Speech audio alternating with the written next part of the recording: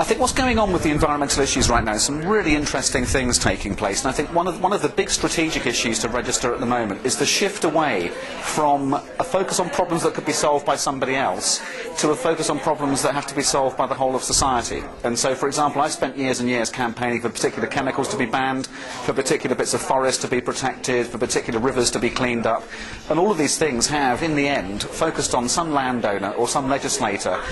We've had to have public backing to achieve those gains, and so the public being against acid rain or against ozone-depleting chemicals. But at the end of the day, people didn't have to change their behaviour. They still had electricity, they still had aerosols, they still had bags, they still had products, and someone else had to do the clean-up.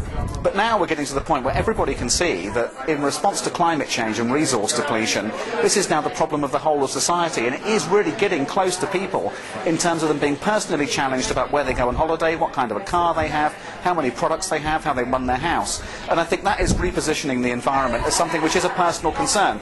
Having said that, there is a danger here that people see the solution as being about what you can do in your own home and in your own life, because until you get a society-wide response to this, orchestrated by governments, a tiny minority of people going green, which is what I think it still is in terms of big stuff like, car driving and flying, that isn't going to solve the problem. To get 80% cuts in emissions by 2050, which is what we want, we do need a big major response based upon policy and law.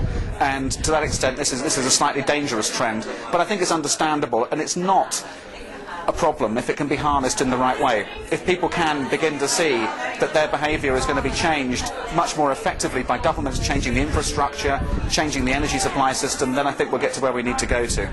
On business, it's a very mixed picture. Some of them have got it and are trying to build this into their business models, and they're changing the way they do their processes and the way they're trying to reach out to their customers. Others, frankly, are engaged in greenwashing or at best some kind of reputational risk management where they've seen the issues as a threat to their brand, and they're responding by putting in place various CSR programs and communication strategies that they hope will diminish the threat coming to them from activists or campaigners or the public. So it's very, very mixed, but I think the trend actually is positive at the moment.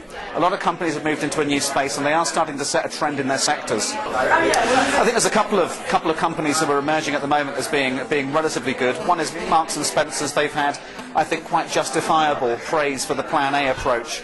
They've really put in place some real changes across the business. They've gone for the big things like energy efficiency and moving towards low carbon energy sources before they've gone to carbon offsets. They've had a look at their supply chain.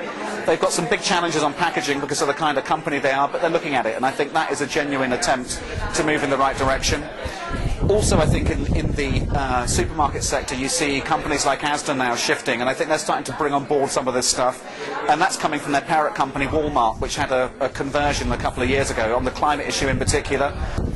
Controversially, perhaps some companies in the mining sector even, they're not a brand as such, people don't see them in the high street, but companies like Rio Tinto, I think, are beginning to bring sustainability as a much more meaningful business agenda into how they're planning and thinking. So a mixed picture, but some of them definitely moving in the right place.